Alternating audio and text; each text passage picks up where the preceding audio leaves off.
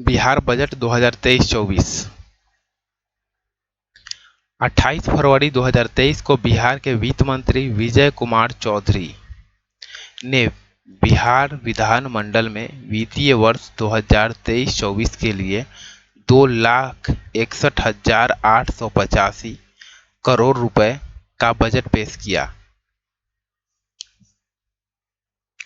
यह बजट पिछले साल के बजट 2022-23 से 24,194 करोड़ रुपए ज़्यादा का बजट है। अब तक का सबसे बड़ा बजट यह है, जो कि 2,61,885 करोड़ रुपए का है। इस नए वित्त वर्ष यानी 2023-24 में बिहार का विकास दर 15.24% रहने का अनुमान लगाया गया है। बिहार राजकोषीय उत्तरदायित्व एवं बजट प्रबंधन नियमावली 2022 के अंतर्गत यह पहला बजट है। इस बजट में निम्न लक्ष्य निर्धारित किए गए हैं: राजकोषीय घाटा को 3.0% की सीमा के अंदर रखना और राजकोषीय घाटा को समाप्त कर राजस्व अधिशेष जुटाना। कुल बकाया ऋण राशि को सकल राज्य घरेलू उत्पाद के अनुपात में धीरे धीरे कम करना। वर्ष 2023-24 में उच्चतर आर्थिक विकास दर प्राप्त करना। बिहार का सकल घरेलू उत्पाद यानी जीएसडीपी वृद्धि दर एवं राजकोषीय घाटा को देखिए, वित्त वर्ष 2023-24 में जीएसडीपी वृद्धि दर अगर देखें तो 15.24% है, वही राजकोषीय घाटा 2.98% है। और 2022-23 के लिए अगर हम देखें तो जीएसडीपी वृद्धि दर 10.34% है, जबकि राजकोषीय घाटा 3.47% है। 2021-22 की अगर बात किया जाए तो इस समय जीएसडीपी वृद्धि दर अगर देखें तो 10.98% है, वही राजकोषीय घाटा 3.78% है। वर्ष 2021-22 में बिहार के आर्थिक वृद्धि दर 10.98% रही, जो राष्ट्रीय वृद्धि दर की तुलना में 2.28% अधिक है। इस अवधि में भारत का औसत आर्थिक वृद्धि दर 8.7% रही और विश्व का औसत आर्थिक वृद्धि दर अगर देखें तो 6% है, जबकि बिहार का अगर देखें तो 10.98% है। बिहार का है 10.98% और विश्व का 6%, जबकि भारत का अगर देखें आर्थिक वृद्धि दर तो 8.7% है। वर्ष 2021-22 में आर्थिक विकास के मामले में पूरे देश में बिहार का स्थान तीसरा रहा है। पहला स्थान पर आंध्र प्रदेश, दूसरे स्थान पर राजस्थान और तीसरे स्थान पर बिहार है। पिछले वित्त वर्ष से 10.17% बढ़ा बजट का आकार। पिछले वित्तीय वर्ष से 10.17% बढ़ा बजट का आकार। देखिए, मध्य 2022-23 और 2023-24 बजट का आकार 2.37 लाख करोड़ 22-23 में था, जबकि 23-24 में अगर देखें तो 2.61 लाख करोड़ है। योजना मद की अगर बात किया जाए तो 1,230 करोड़ और 2022-23 में था, वही 2023-24 में योजना मद की अगर बात किया जाए तो 1,29 करोड़ है और योजना मद अगर 22-23 की अगर बात किया जाए तो 1,230 करोड़ है। और गैर योजना मद की अगर बात किया जाए 2022-23 में तो 1,37,460 करोड़ और वही 23-24 में अगर हम देखें तो 1,61,855 करोड़ है। कुल की अगर बात किया जाए तो 2,61,885 करोड़ रुपए का बजट है। टोटल बजट है। और कुल व्यय की अगर बात किया जाए तो 2,61,885 करोड़ रुपए कुल व्यय भी किया जाएगा। यानी कुल बजट भी है 2,61,885 और कुल व्यय भी होगा 2,61,885, जिसमें से राजस्व व्यय की अगर बात किया जाए तो 2,07,848 करोड़ रुपए जो है ये राजस्व व्यय में खर्च होगा। राजस्व व्यय बोले तो सब्सिडी हो गया और सहायता राशि, इस पे खर्च होगा। और पूंजीगत व्यय अगर हम देखें तो ये हो गया 54,037 करोड़ रुपए, जो कि कुल व्यय का 20.63% है। और ये पूंजीगत व्यय का मतलब होता है ढांचागत विकास पे जो खर्च किया जाएगा, जैसे सड़क, पुल, पुलिया, एयरपोर्ट, हॉस्पिटल, ये सभी पूंजीगत व्यय में आएगा। कुल प्राप्ति का अनुमान अगर हम देखें तो 2,62,085.41 करोड़ रुपया, जिसमें से राजस्व प्राप्ति की अगर बात किया जाए तो राजस्व प्राप्ति वैसा आय होता है जिसमें सरकार को लौटाना नहीं पड़ता है। इसमें सरकार की देनदारी जो होता है वो शून्य होता है। सरकार की देनदारी जो होता है वो शून्य होता है एक तरह से। केंद्र सरकार के राजस्व का सबसे बड़ा अगर स्रोत की बात किया जाए तो निगम कर है, और वही राज्य सरकार के राजस्व का सबसे बड़ा स्रोत बिक्री कर है। तो राजस्व प्राप्ति की अगर बात किया जाए या राजस्व आय तो ये हो गया 2,12,326.97 करोड़ रुपए। वही पूंजीगत प्राप्ति वैसा धन होता है जिसमें सरकार को लौटाने पड़ते हैं, यानी इसमें सरकार की देनदारी होती है। जैसे बैंक तथा बॉन्ड पेपर के रूप में जो जमा धन होता है उसे पूंजीगत आय कहते हैं। यह हो गया 49,758.44 करोड़ रुपए। यह कुल प्राप्ति का 18.99% है। देखिए रुपए कहाँ से आते हैं और रुपए कहाँ जाते हैं। तो देखिए सबसे बड़ा मत जो है वो केंद्रीय करों में राज्य का अंश होता है, जो कि 39.20% है। इसके बाद अगर हम देखें तो राज्य सरकार के कर राजस्व जो कि 18.96% है।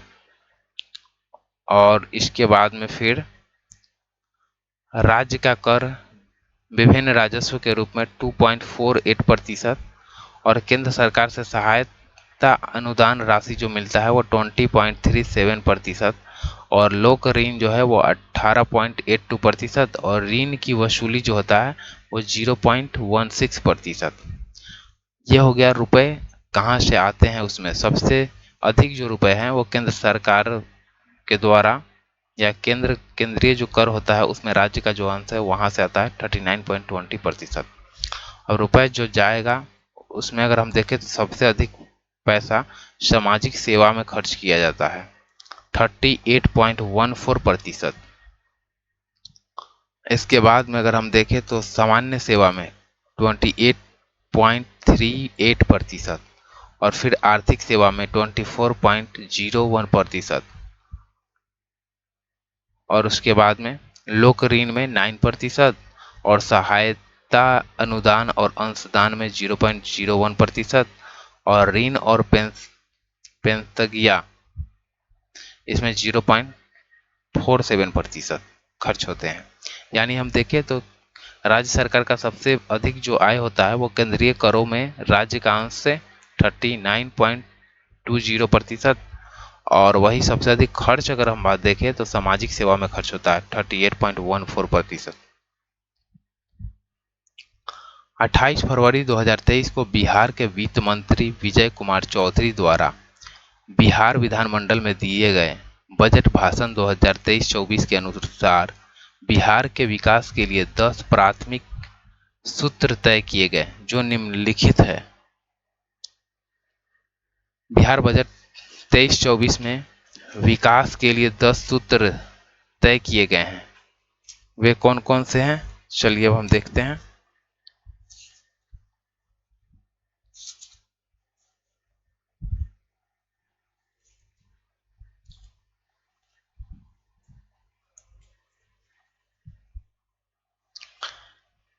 एक नंबर यानी पहला जो सूत्र है वो है युवा एवं रोजगार।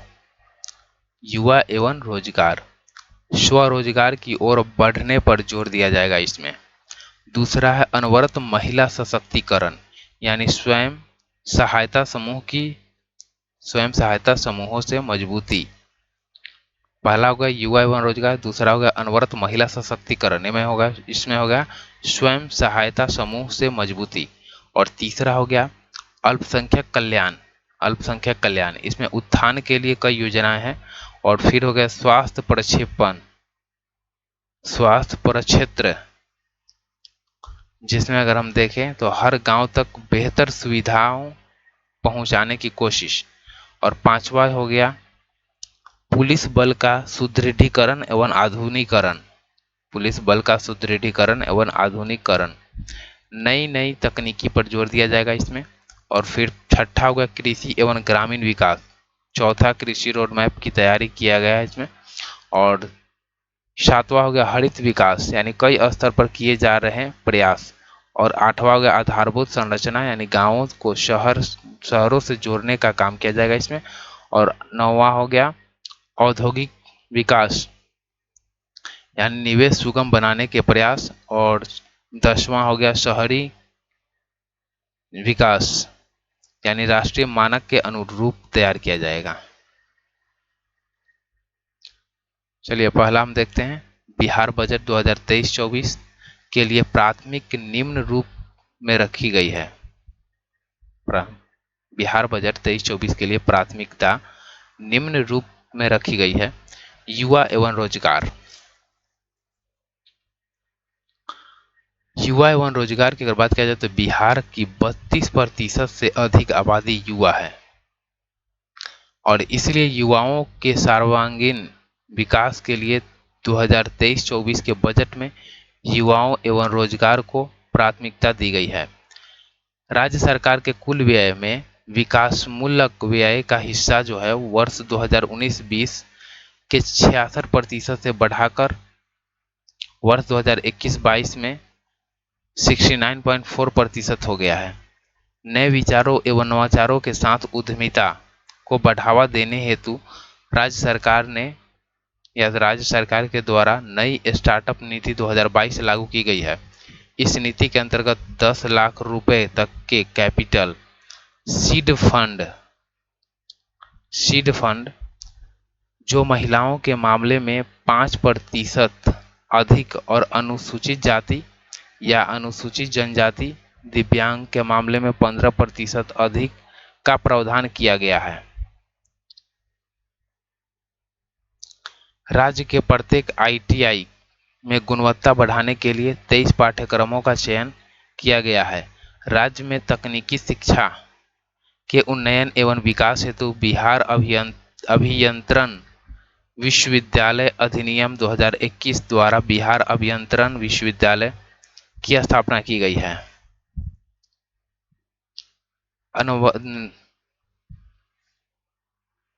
अब हम देखते हैं दूसरा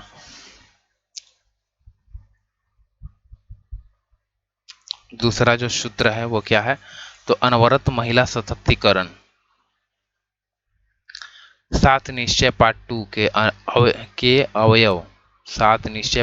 के अवयव सशक्त महिला सक्षम महिला को अनवरत महिला सशक्तिकरण के रूप में वर्ष 2023-24 के बजट में प्राथमिकता दी गई है। बिहार के विभिन्न योजनाओं के तहत बालिका एवं महिलाओं को मिलने वाले प्रोत्साहन राशि बजट भाषण में वित्त मंत्री द्वारा विशेष रूप से चर्चा किया गया है। योजना और प्रोत्साहन राशि। योजना मुख्यमंत्री नारी शक्ति योजना, इसके अंतर्गत सिविल सेवा प्रोत्साहन राशि यानी 1 लाख UPSC PT यानी प्रारंभिक परीक्षा उत्तीर्ण कर होने पर और 50,000 रुपया BPSC प्रारंभिक परीक्षा उत्तीर्ण होने पर दिया जाएगा।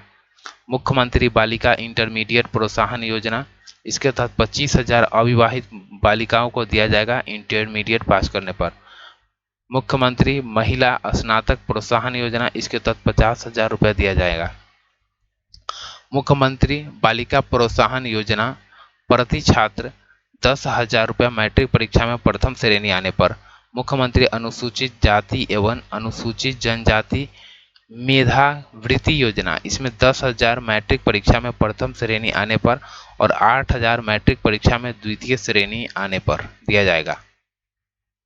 बिहार बजट 2023-24 में मुख्यमंत्री महिला उद्यमी योजना हेतु 250 करोड़ रुपए का प्रावधान किया गया है। जीविका परियोजना बिहार में महिलाओं के सशक्तिकरण एवं उनके आर्थिक सामाजिक विकास का नजीर बन चुकी है। बिहार बजट 2023-24 के अनुसार जीविका द्वारा अब तक कुल 10.45 लाख स्वयं सहायता समूह का गठन किया गया है, जिसके अंतर्गत 1,30,00,000 से अधिक महिलाओं को इन समूहों से जोड़ा गया है। पंचायती राज संस्थाओं में वर्ष 2006 में एवं नगर निकायों में 2007 में महिलाओं के लिए 50% आरक्षण का प्रावधान किया गया है। पर्यावरण, वन और जलवायु परिवर्तन विभाग एवं ग्रामीण विकास विभाग से समन्वय कर 519 जीविका दीदियों ने दीदी की नर्सरी यानी पौधाशालाएं विकसित गया है।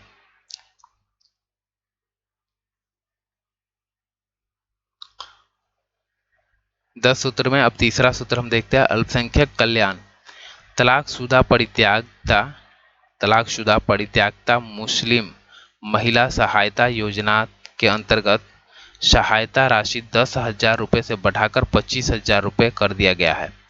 बिहार बजट 2023-24 के तहत प्रत्येक जिलों में कम से कम एक अल्पसंख्यक आवासीय विद्यालय का निर्माण किए जाने का निर्णय लिया गया है।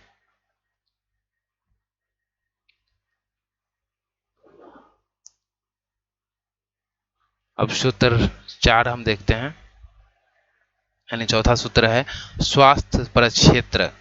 7 निश्चय पार्ट 2 के अवयव सबके लिए अतिरिक्त स्वास्थ्य सुविधाओं को वर्ष 2023-24 के बजट में प्राथमिकता दी गई है। बिहार बजट 23-24 के अनुसार टीबी रोग को बिहार से 2025 तक खत्म करने का लक्ष्य रखा गया है। बिहार बजट 23-24 के तहत चिकित्सा विश्वविद्यालय की स्थापना की जाएगी। इस विश्वविद्यालय के भवन निर्माण के लिए आर्यभट्ट ज्ञान विश्वविद्यालय पटना के परिसर में जगह उपलब्ध कराया गया है। राज्य के 9 जिला जिनमें पूर्णिया, छपरा यानी सारण, पश्चिम चंपारण, समस्तीपुर,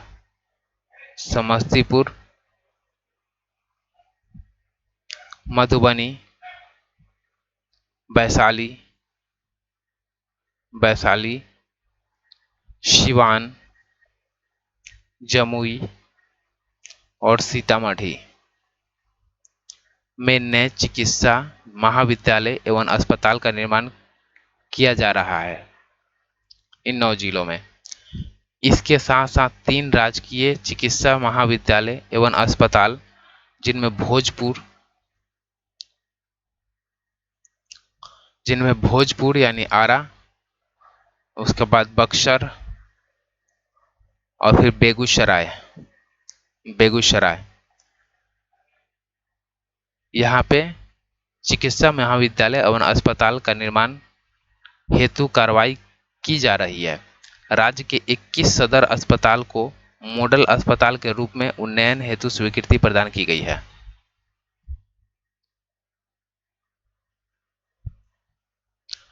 इस बजट के अनुसार रहुई, जो कि नालंदा डिस्ट्रिक्ट में है, में राजकीय दंत चिकित्सा महाविद्यालय एवं अस्पताल का निर्माण किया गया है।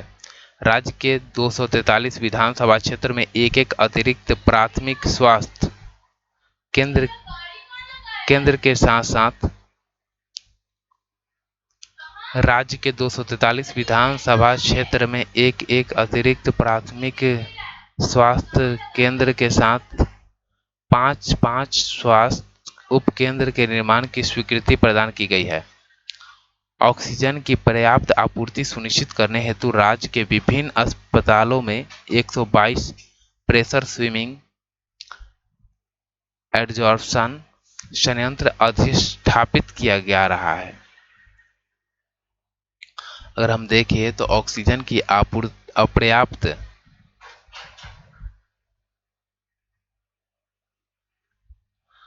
ऑक्सीजन की पर्याप्त आपूर्ति सुनिश्चित करने हेतु राज्य के विभिन्न अस्पतालों में 122 प्रेशर स्विंग एडजॉर्प्शन संयंत्र अधिष्ठापित किया जा रहा है और राज्य के 243 विधानसभा में एक एक अतिरिक्त प्राथमिक स्वास्थ्य केंद्र के साथ 5-5 स्वास्थ्य उपकेंद्र का निर्माण की भी स्वीकृति दी गई है।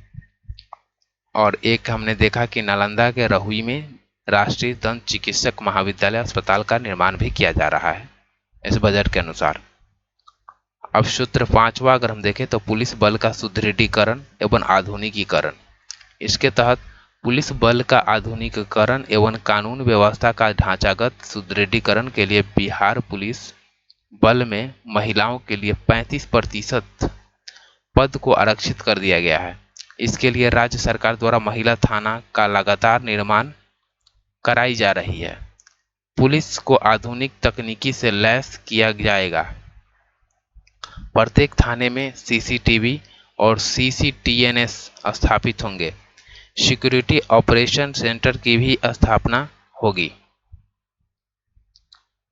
सूत्र 6 है कृषि एवं ग्रामीण विकास। राज्य सरकार के 7 निश्चय पार्ट 2 के अवयव में हर खेत तक सिंचाई का पानी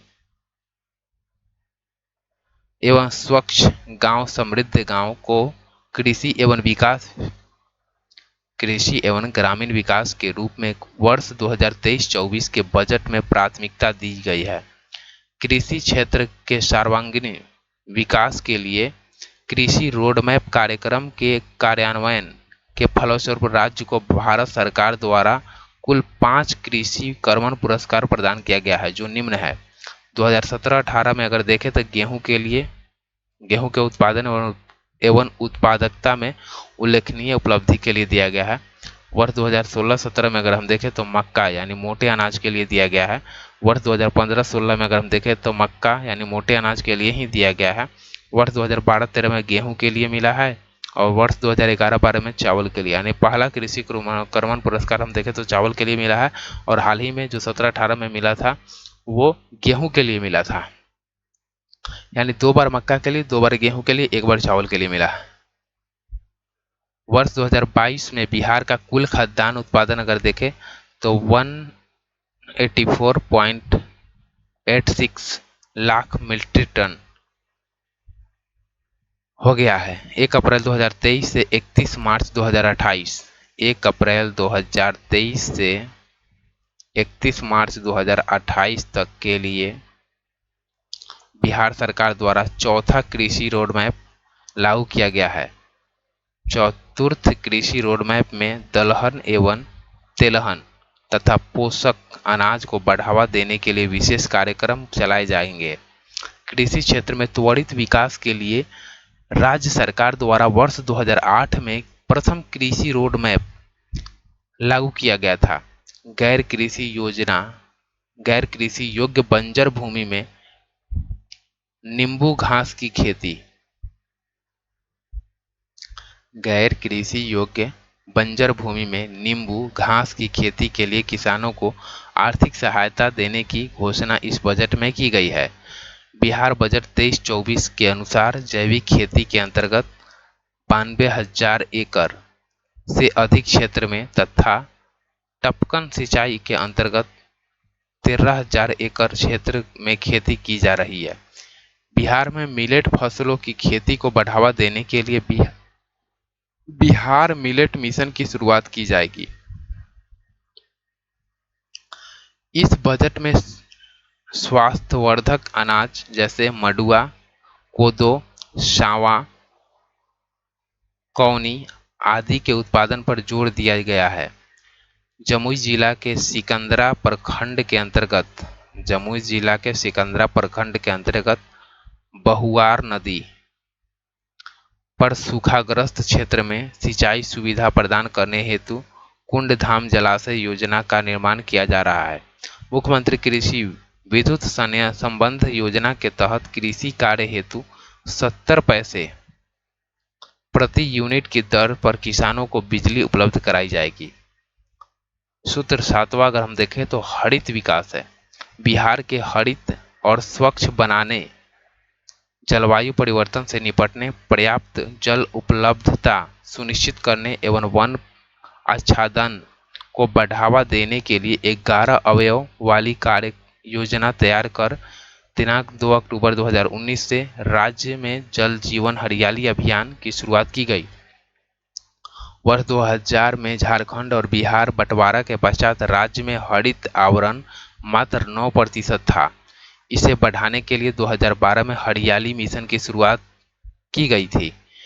हरित आवरण को बढ़ाने हेतु कृषि रोड मैप 2 2012-17 में कुल 18.47 करोड़ एवं कृषि रोड मैप 3 में 16.10 करोड़ बिहार में वृक्षारोपण किया गया है। विगत 3 वर्षों में जल जीवन हरियाली अभियान के अंतर्गत कुल 4.2 करोड़ पौधारोपण किया जा चुका है। केवल वर्ष 2022-23 में जल जीवन हरियाली अभियान के अंतर्गत मनरेगा से 1.47 करोड़ पौधारोपण किया जा चुका है। बिहार बजट 23-24 के अनुसार राज्य का हरित आवरण 15% हो गया है और इसे आगे 17% तक बढ़ाने का लक्ष्य रखा गया है। अभी हरित आवरण कितना हो गया? 15% हो गया है और इसे 17% तक बढ़ाने का लक्ष्य रखा गया है। 15% तक हो गया है और 17% तक बढ़ाने का लक्ष्य रखा गया है। वर्ष 2023-24 में सरकार के द्वारा 3 करोड़ वन विभाग एवं मनरेगा के तहत पौधों के वृक्षारोपण का लक्ष्य रखा गया है। यानी वर्ष 23-24 में राज्य सरकार के द्वारा 3 करोड़ पौधों के वृक्षारोपण का लक्ष्य रखा गया है। वर्ष 2023-24 में जीविका दीदियों एवं किसानों द्वारा कुल 500 पौधाशालाओं में 1 करोड़ पौधा उगाने का लक्ष्य रखा गया है। इस बजट के अनुसार वर्षा जल संचयन हेतु संरचना के निर्माण कराए जाने पर होल्डिंग टैक्स में 5% की छूट का प्रावधान किया गया है। सौर ऊर्जा उत्पादन को बढ़ावा देने हेतु उद्देश्य से राज्य सरकार के द्वारा कजरा, यानी जो कि लखीसराय में है, कजरा लखीसराय में है, एवं पीरपैंती जो कि भागलपुर में है, पीरपैंती भागलपुर में सौर ऊर्जा परियोजना लगाया जा रहा है। कहाँ कहाँ लगाया जा रहा है? तो कजरा लखीसराय और पीरपैंती भागलपुर में। दोनों स्थलों पर बैटरी स्टोरेज के साथ लगभग 450 मेगावाट, कजरा में 250 मेगावाट और पीरपैंती में 200 मेगावाट क्षमता की सौर ऊर्जा परियोजना लगाई जा रही है। नीचे मछली और ऊपर बिजली योजना के तहत दरभंगा जिला में 1.6 मेगावाट पीक क्षमता का तथा सुपौल डिस्ट्रिक्ट में 0.525 मेगावाट पीक क्षमता का फ्लोटिंग सोलर पावर का निर्माण कार्य पूर्ण कर ऊर्जा अन्वित कर दिया गया है। भूमि जल संरक्षण के लिए सेंटर ऑफ एक्सीलेंस के तहत भौतिकीय प्रतिमान केंद्र यानी फिजिकल मॉडलिंग सेंटर की स्थापना सुपौल जिले के वीरपुर में की जा रही है। सुपौल जिले के वीरपुर में किया जा रहा है। यह centre water and power research station Pune के बाद जल विज्ञान के क्षेत्र में देश का दूसरा अत्याधुनिक उत्कृष्ट संस्थान होगा। इससे बिहार में बाढ़ प्रबंधन में भी सहायता मिलेगा। बिहार बजट 23-24 के अनुसार केंद्रीय सिंचाई व शक्ति मंडल यानी central board of irrigation and power के द्वारा गंगा जल आपूर्ति योजना एवं फल्गु नदी पर निर्मित रबर डैम को CBIP अवार्ड 2022 प्रदान करने की घोषणा की गई है। गंगेय डॉल्फिन को संरक्षण एवं संवर्धन के लिए पटना में राष्ट्रीय डॉल्फिन रिसर्च केंद्र की स्थापना की जा रही है। भागलपुर जिला के अंतर्गत सुल्तानगंज, भागलपुर जिला के अंतर्गत सुल्तानगंज और कहलगांव, ये भी भागलपुर डिस्ट्रिक्ट में ही है, सुल्तानगंज और कहलगांव। तो सुल्तानगंज से कहलगांव तक के गंगा को विक्रमशिला गंगेय डॉल्फिन आश्रय घोषित किया गया है।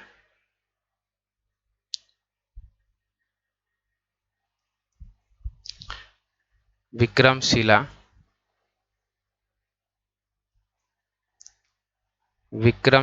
गंगेय डॉल्फिन आश्रय घोषित किया गया है सुल्तानगंज से कहलगांव के तक के बीच के गंगा वाले एरिया को। 5 अक्टूबर 2009 को केंद्र सरकार के द्वारा गंगेय डॉल्फिन को राष्ट्रीय जलीय जीव घोषित किया गया। 5 अक्टूबर 2009 को। तब से प्रत्येक वर्ष 5 अक्टूबर को डॉल्फिन दिवस के रूप में मनाया जाता है। तिलक मांझी विश्वविद्यालय Bhagalpur, zoological survey of India and wild life trust of India के द्वारा कराए गए सर्वे के अनुसार बिहार राज्य में गंगेय डॉल्फिन की संख्या 1464 पाई गई है, जो कि भारत के कुल गंगेय डॉल्फिन की संख्या की आधी है। सूत्र 8 अगर हम देखें तो आधारभूत संरचना, अस्थायी विकास के लिए आधारभूत संरचनाओं का सुदृढ़ीकरण आवश्यक है। 7 निश्चय पार्ट 2 के अवयव में सुलभ संपर्कता को भी वर्ष 2023-24 के बजट में प्राथमिकता दी गई है। वित्तीय वर्ष 2023-24 में 7408 किलोमीटर लंबाई के ग्रामीण पथों का निर्माण कराने का लक्ष्य रखा गया है। मोटर वाहन चालन प्रशिक्षण संस्थान प्रोत्साहन योजना के तहत निजी उद्यमियों को मोटर वाहन चालन प्रशिक्षण संस्थान खोलने हेतु प्रति संस्थान लागत का 50% अथवा अधिकतम 20 लाख रुपए का अनुदान दिया जा रहा है। बजट 2023-24 में पटना मेट्रो के लिए 100 करोड़ का प्रावधान किया गया है। बिहार में 17 नए इथेनॉल इकाई स्थापित की जा रही है। सूत्र 9 अगर हम देखें तो औद्योगिक विकास, इथेनॉल उत्पादन प्रोत्साहन नीति 2021 के तहत पूर्णिया में देश का पहला ग्रीनफील्ड इथेनॉल प्लांट प्रारंभ किया गया है। 550 करोड़ रुपए के निवेश से बरौनी में पूर्वी भारत के सबसे बड़े एलपीजी बोटलिंग प्लांट की शुरुआत की गई है। यानी 550 करोड़ रुपए के निवेश से बरौनी में पूर्वी भारत के सबसे बड़े एलपीजी बोटलिंग प्लांट की शुरुआत किया गया है और पूर्णिया में देश का पहला ग्रीनफील्ड इथेनॉल प्लांट प्रारंभ किया गया है। पटना के तर्ज पर मुजफ्फरपुर और पूर्णिया में खादी मॉल की स्थापना करने की स्वीकृति इस बजट में दे दी गई है। 6 रोपवे परियोजनाओं में गया में प्रेतशील पर्वत, डुंगेश्वर पर्वत तथा ब्रह्मयोनी पर्वत और जहानाबाद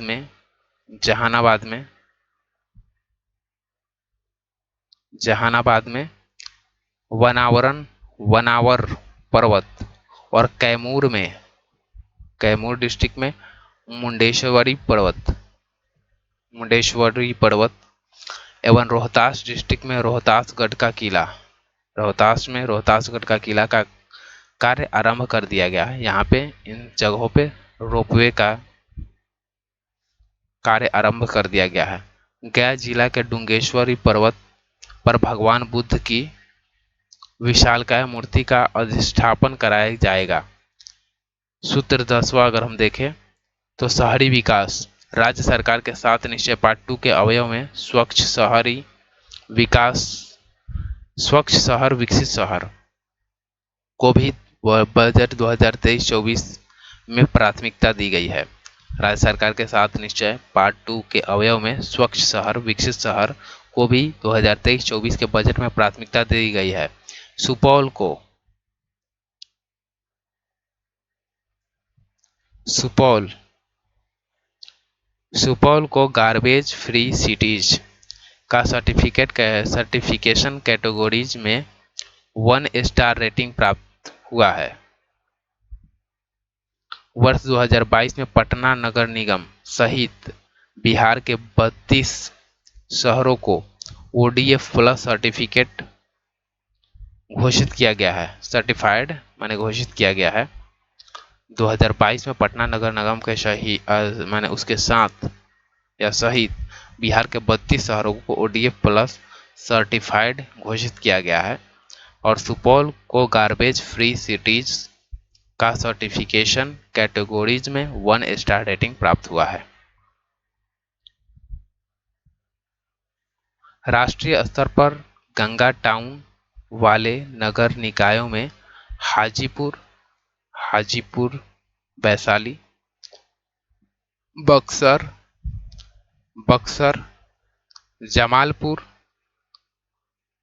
जमालपुर और सुल्तानगंज, ये हो गया भागलपुर, को टॉप 10 रैंक में स्थान प्राप्त हुआ है। सभी शहरों में स्टॉर्म वाटर ड्रेनेज सिस्टम का विकास किया जाएगा, जिससे शहरों में जल जमाव की समस्या खत्म हो जाएगी। विभिन्न स्तर के आयोजन हेतु सभी नगर निकायों में सम्राट अशोक भवन का निर्माण कराए जाने का भी निर्णय इस बजट में लिया गया है।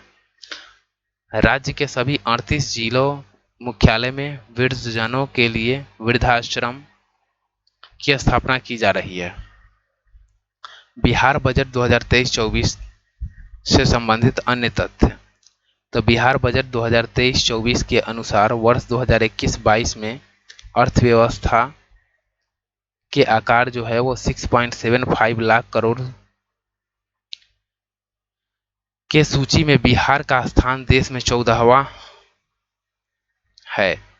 बिहार का राजस्व संग्रह कुल कर प्राप्ति वर्ष 2021-22 में 18.7% हो गया है, जहां वित्तीय वर्ष 2019-20 में कुल कर प्राप्ति जो था 15.2% थी।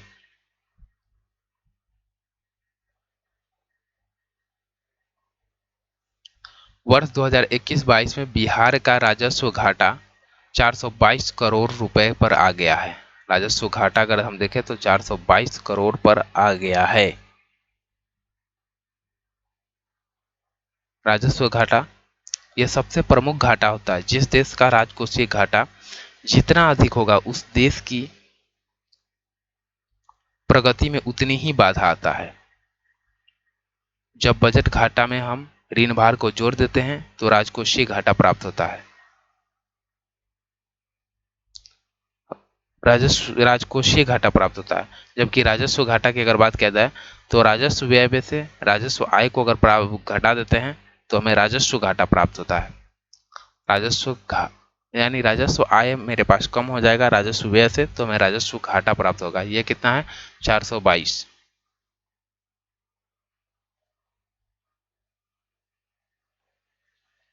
यहाँ हम राजस्व घाटा की बात करें तो यहाँ पे 422 हो जाएगा। बिहार बजट 2023-24 के अनुसार राज्य में शिशु मृत्यु दर वर्ष 2020 में मात्र 27 पर आ गई है। यहाँ अभी भी राष्ट्रीय औसत जो कि 28 है,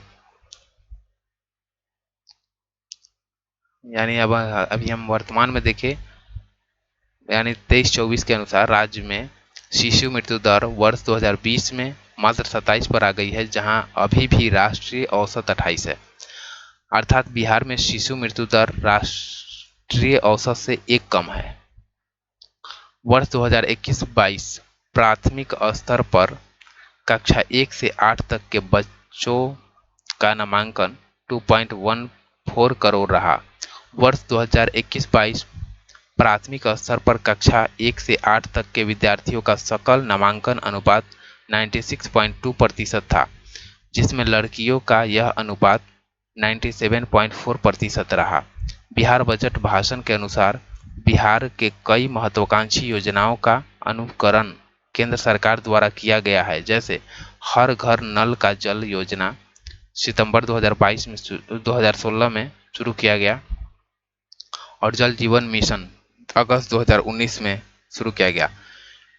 जीविका अक्टूबर 2007 के तर्ज पर राष्ट्रीय ग्रामीण आजीविका मिशन या दीनदयाल अंत्योदय योजना नवंबर 2015 में शुरू किया गया। हर घर बिजली योजना नवंबर 2019 के अनुरूप सौभाग्य प्रधानमंत्री सहज बिजली हर घर योजना सितंबर 2017 में यह लॉन्च किया गया था। हर जल जीवन हरियाली योजना अक्टूबर 2019 के अनुरूप अमृत सरोवर योजना अप्रैल 2022 में लॉन्च किया गया। बिहार कृषि विभाग के अनुसार राज्य के 76% आबादी कृषि कार्यों पर आश्रित है। राज्य में बागवानी विकास के लिए वर्ष 2022-23 में 2292 हेक्टेयर में फलदार वृक्षों के नए बागीचे की स्थापना की गई है। राज्य सरकार द्वारा गंगा नदी के दोनों किनारों के जिलों में जैविक कॉरिडोर की स्थापना के लिए 188 किसान उत्पादक संगठन बनाया गया है। वर्ष 2022 में 186 किसान उत्पादक संगठन को 17,229 एकड़ रकबा को जैविक प्रमाणीकरण प्रमाण पत्र प्राप्त हुआ है। कृषि अनुसंधान शिक्षा को सुदृढ़ करने के उद्देश्य से कृषि अभियंत्रण महाविद्यालय आरा यानी भोजपुर और कृषि जैव प्रौद्योगिकी महाविद्यालय साबौर एवं कृषि व्यवसाय प्रबंधन महाविद्यालय पटना की स्वीकृति प्रदान की गई है। जलवायु परिवर्तन के कारण राज्य के प्रमुख कृषि उत्पाद धान और गेहूं पर हो रहे कुप्रभाव को देखते हुए राज्य में फसल विविधीकरण को बढ़ावा देने के लिए क्रॉप डाइवर्सिफिकेशन मिशन की स्थापना की जाएगी। राज्य में बागवानी के विकास के तहत मखाना और मधु के सेंटर ऑफ एक्सीलेंस स्थापित किए जाएंगे। पशुओं में नस्ल सुधार कार्यक्रम के उद्देश्य की पूर्ति हेतु राष्ट्रीय डेयरी विकास बोर्ड यानी एनडीडीबी के तकनीकी सहयोग से मरंगा जो कि पूर्णिया में है, मरंगा में नया फ्रोजेन सीमेन सेंटर स्थापित किया गया है। कृत्रिम गर्भधारण कार्यक्रम के तहत वर्ष 2022-23 में अब तक 30 लाख पशुओं का कृत्रिम गर्भधारण किया गया है। 7 निश्चय पार्ट 2 के तहत वित्तीय वर्ष 2021-22 से 2024-25 तक 4 वर्षों में 7,000 गांवों को दुग्ध सहकारी समिति से आच्छादित किया जाएगा। देसी गोवंश के संरक्षण एवं संवर्धन हेतु बिहार पशु विज्ञान विश्वविद्यालय पटना के अंतर्गत गोवंश विकास संस्थान की स्थापना की जाएगी। बाढ़ की समस्याओं से निजात बनाने के लिए सीतामढ़ी जिला के मृत नदियों को पुनर्जीवित किया जा रहा है। 15वें वित्त आयोग की अनुशंसा के तहत वर्ष 2021-22 से 2025-26 तक बिहार राज्य के त्रिस्तरीय पंचायती राज संस्थाओं के लिए टाइड एवं अनटाइड के रूप में भारत सरकार से कुल 19,561 करोड़ रुपए अनुदान की राशि प्राप्त हुआ होगी, जिसे ग्राम पंचायत और पंचायत समिति एवं जिला परिषद के बीच 70, 15 और 15 के रेशियो में उपलब्ध कराई जाएगी। यानी ग्राम पंचायत के द्वारा 70, पंचायत समिति 15 और जिला परिषद के द्वारा 15 के रेशियो में उपलब्ध कराया जाएगा। मनरेगा के तहत वर्ष 2022-23 के लिए स्वीकृति 25 करोड़ मानव दिवस के लक्ष्य के विरुद्ध जनवरी 2023 तक कुल 19.68 करोड़ मानव दिवस सृजित किया गया है, जिसमें महिलाओं तथा अनुसूचित जाति की भागीदारी क्रमशः 56.78% एवं 17.98% है। लोहिया स्वच्छ बिहार अभियान द्वितीय चरण इसके अंतर्गत ठोस तरल अपशिष्ट प्रबंधन के क्रियान्वयन द्वारा सभी गांवों को ODF प्लस गांव बनाया जाने का लक्ष्य है। इसके 3 चरण क्रमशः उदयमान, उज्ज्वलन, उदयमान एवं उज्ज्वल और उत्कृष्ट है। इस अभियान के अंतर्गत 2023-24 के लगभग 3,65,000 नए परिवारों को व्यक्तिगत शौचालय की सुलभता प्रदान करने का लक्ष्य है एवं 15 जिलों में एक प्लास्टिक अपशिष्ट प्रसंस्करण इकाई की स्थापना लक्षित है। बिहार बजट 23-24 के अनुसार राज्य में 6 शहर जिनमें मुजफ्फरपुर नगर निगम, बिहार शरीफ नगर निगम, नालंदा और मुंगेर नगर निगम और फिर राजगीर नगर निगम, ये भी नालंदा में ही पड़ेगा, बोधगया नगर पंचायत और फिर सुपौल नगर परिषद को मॉडल ठोस अपशिष्ट प्रबंधन के मानक के रूप में विकसित किया जा रहा है। बिहार बजट 23-24 के अनुसार वर्तमान में बिहार में 19 नगर निगम और 88 नगर परिषद और 154 नगर पंचायत कार्यरत है। मोक्षधाम योजना के प्रथम चरण में बिहार के 35 जिलों या जिला मुख्यालय में 14 गृह का निर्माण कराया जाएगा। पर्यावरण, वन एवं जलवायु परिवर्तन के विभाग द्वारा दक्षिण बिहार के जिलों में जल संग्रहण हेतु गारलैंड ट्रेंचिंग योजना की शुरुआत की गई है। पश्चिम चंपारण के मंगुराहा प्रक्षेत्र में गज परियोजना के तहत एलिफेंट रेस्क्यू रिहैबिलिटेशन सेंटर स्थापित किया गया है।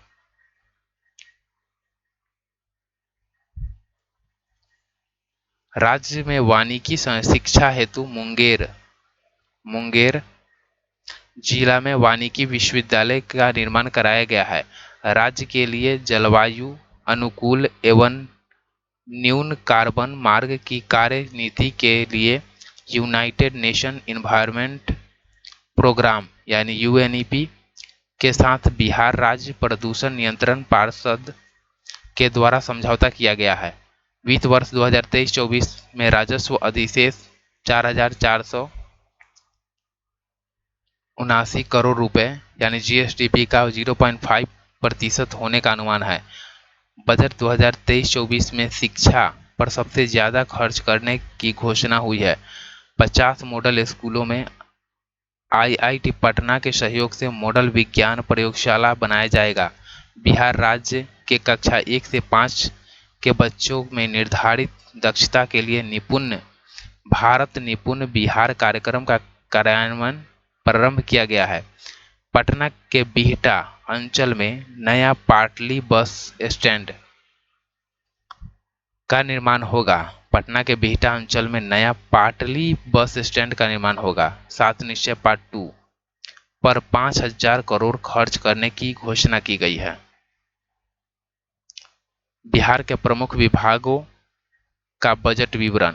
शिक्षा विभाग की अगर बात किया जाए तो इसको बजट आवंटित किया गया है 40,450.91 करोड़ और योजना मद आवंटित किया गया है 22,200.35 करोड़ इसको योजना मत आवंटित किया गया है। और स्वास्थ्य पर अगर हम देखें तो 16,966.42 करोड़ बजट आवंटित किया गया है, जबकि योजना मद आवंटित किया गया है 7,117.56 करोड़।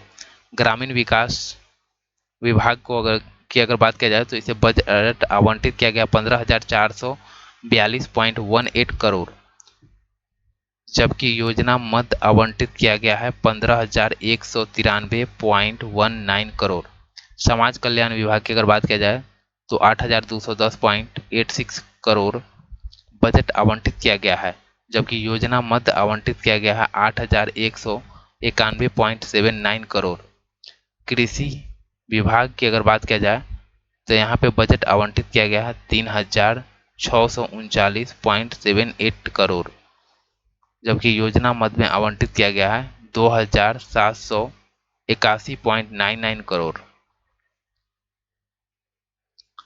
वर्ष 2022-23 में बिहार में चलाए गए महत्वपूर्ण अभियान और मिशन और किसके द्वारा चलाया गया है और मुख्य बिंदु।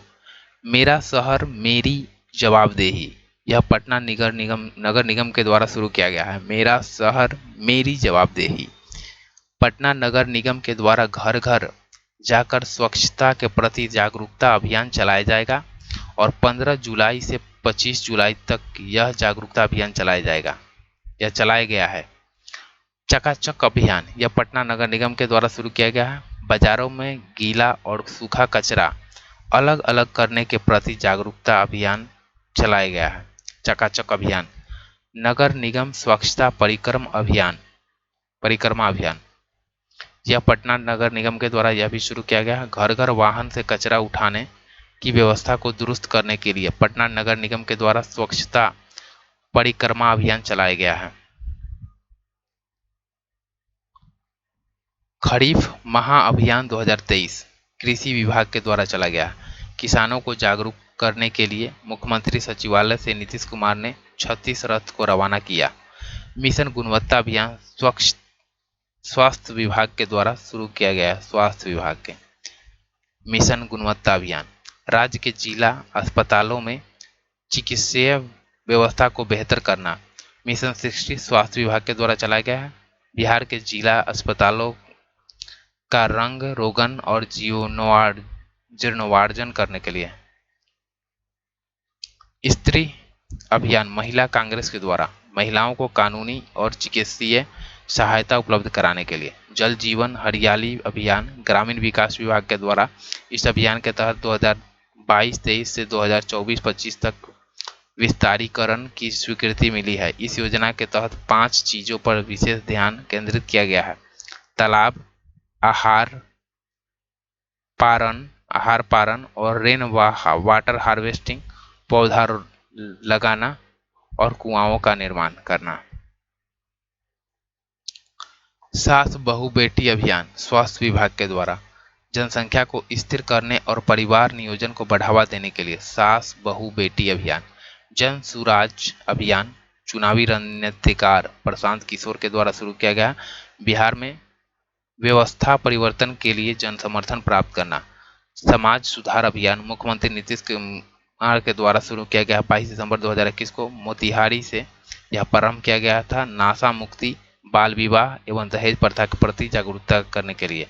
रबी महाअभियान कृषि विभाग के द्वारा रबी मौसम में फसलों के उत्पादन एवं उत्पादकता को बढ़ावा देने के लिए। बिहार के अन्य समसामयिक तथ्य को देखते हैं। भारत का पहला खादी मॉल कहाँ खोला गया है? तो यह पटना में खोला गया है। स्मार्ट प्रीपेड मीटर लगाने वाला भारत का पहला राज्य तो बिहार। सर्वाधिक महिला पुलिस कर्मियों की संख्या किस राज्य में है? तो बिहार में है। महात्मा बुद्ध की सायान मुद्रा में भारत की सबसे लंबी प्रतिमा कहाँ बनाई गई जा रही है? तो बोध गया में। 100 फीट लंबी है और 30 फीट ऊंची। केंद्र सरकार के द्वारा भारत का सबसे बड़ा फूड पार्क कहाँ बनाने की घोषणा की गई है? तो मोतीपुर ब्लॉक मुजफ्फरपुर में। सीता माता की सबसे ऊंची मूर्ति कहाँ स्थापित हो रही है? तो सीतामढ़ी में। भारत की पहली महिला स्वाभिमान बटालियन का मुख्यालय कहाँ बनाए जाने की घोषणा की गई है? तो बगहा के वाल्मीकि नगर जो कि पश्चिम चंपारण में है। इथेनॉल उत्पादन संवर्धन नीति 2021 लाने वाला भारत का पहला राज्य कौन है? तो बिहार। विधान परिषद में नेशनल ई विधान एप्लीकेशन को लागू करने वाला भारत का पहला राज्य कौन है? तो बिहार। भारत का पहला ज्योतिष चिकित्सा ओपीडी कहाँ खुला है? तो दरभंगा में। भारत का पहला डॉल्फिन रिसर्च सेंटर कहाँ खोला गया है? तो पटना में। भारत का दूसरा डॉल्फिन रिसर्च सेंटर कहाँ खोला जाएगा? तो भागलपुर। भारत का पहला जिला जिसके सभी ग्राम पंचायतों में पुस्तकालय खोला गया है तो यह पूर्णिया जिला है। भारत का पहला शिल्प कला म्यूजियम कहाँ बनेगा? तो यह पटना में बनेगा। भारत की पहली यूनिवर्सिटी जिसने छात्राओं को स्नातक में एडमिशन के लिए 33% आरक्षण दिया है तो पाटलिपुत्र यूनिवर्सिटी। भारत में पहली बार किस राज्य की पुलिस ने महिला कमांडो दस्ता तैयार किया है? तो बिहार पुलिस। भारत में सबसे कम उम्र की मात्र 20 वर्ष में स्काई ड्राइवर कौन बनी है? तो अनामिका शर्मा, जो कि मोकामा से बिलोंग करती है।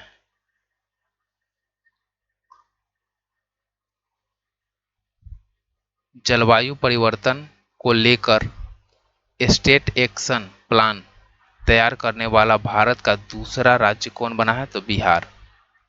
इंजीनियरिंग, मेडिकल और खेल कॉलेज में लड़कियों के लिए 33% सीटें आरक्षित करने वाला भारत का पहला राज्य बिहार बना है।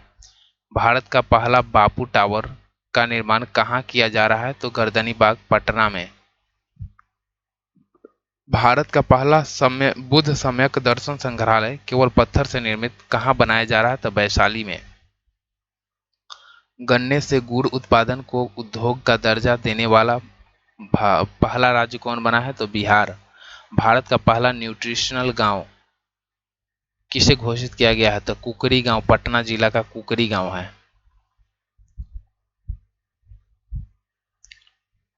ई भंडारण प्रणाली लागू करने वाला पहला राज्य कौन है? तो बिहार। डिजिटलाइज भूमि संबंधित दस्तावेज को घर पर ही हासिल करने की सुविधा देने वाला पहला राज्य तो बिहार।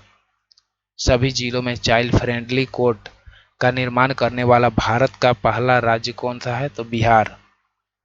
प्रथम श्रेणी क्रिकेट में 13 शतक लगाने वाला भारत का पहला खिलाड़ी कौन बना है?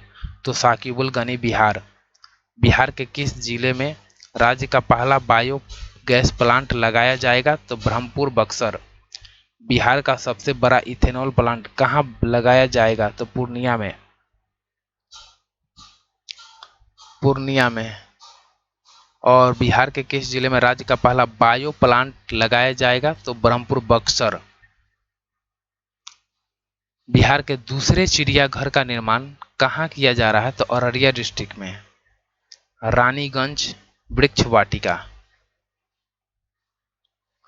भारत का सबसे बड़ा जूट और फाइबर पार्क कहाँ खुल रहा है? तो पूर्णिया डिस्ट्रिक्ट में। बिहार का पहला कचरा मुक्त शहर का दर्जा किसे दिया गया है? तो सुपौल नगर परिषद को। बिहार का पहला खाद्य प्रसंस्करण कार्यालय कहाँ खोला गया है? तो पटना में।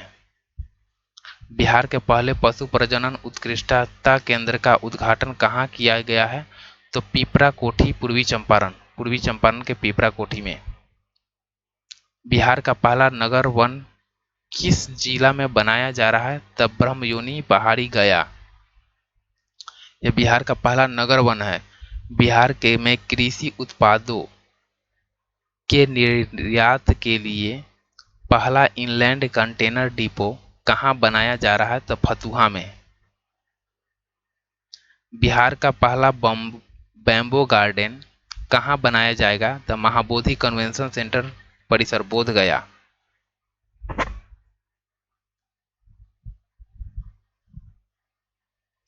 बिहार का पहला नॉन कॉमर्शियल ब्लड बैंक, मां ब्लड बैंक, कहाँ खोला गया है? तो यह पटना में।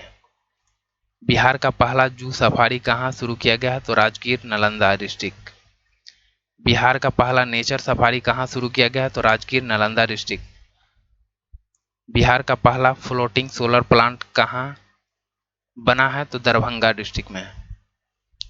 बिहार का दूसरा floating solar plant power plant कहाँ बना है? तो सुपौल में। बिहार का पहला वानिकी कॉलेज कहाँ निर्माण किया जा रहा है? तो मुंगेर डिस्ट्रिक्ट में। बिहार का पहला मॉडल फ्लोरिकल्चर सेंटर कहाँ बना है? तो भागन बिगहा, नालंदा डिस्ट्रिक्ट के भागन बिगहा में। बिहार का पहला जैविक कृषि ग्राम कहाँ बना है? तो केरिया ग्राम जमुई में। ई ऑफिस कागज रहित प्रणाली से संचालित होने वाला बिहार का पहला जिला कौन सा है? तो सहरसा डिस्ट्रिक्ट।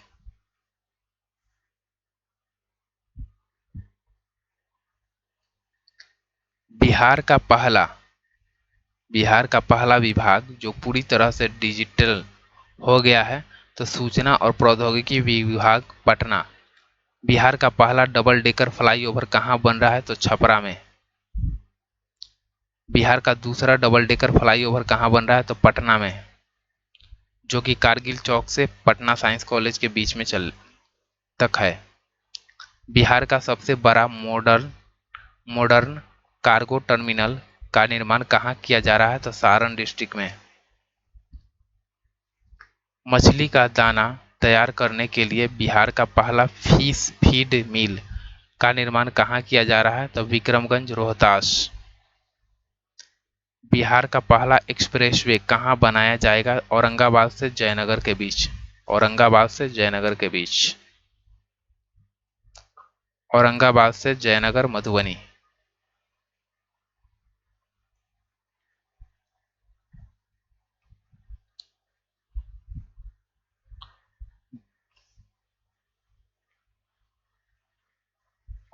बिहार का सबसे बड़ा इंडस्ट्रियल पार्क कहाँ बन रहा है? तो डोभी गया में। बिहार का पहला नगर वन पार्क कहाँ बन रहा है? तो गया में। बिहार का पहला खेल विश्वविद्यालय कहाँ बन रहा है? राजगीर।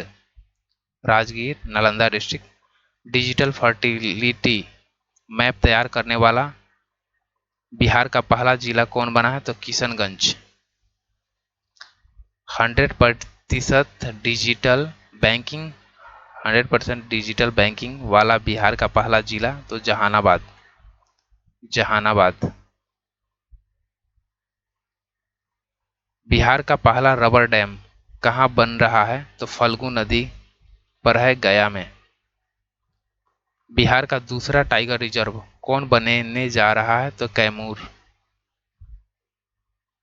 बिहार का पहला रामसर साइट किसे घोषित किया गया था?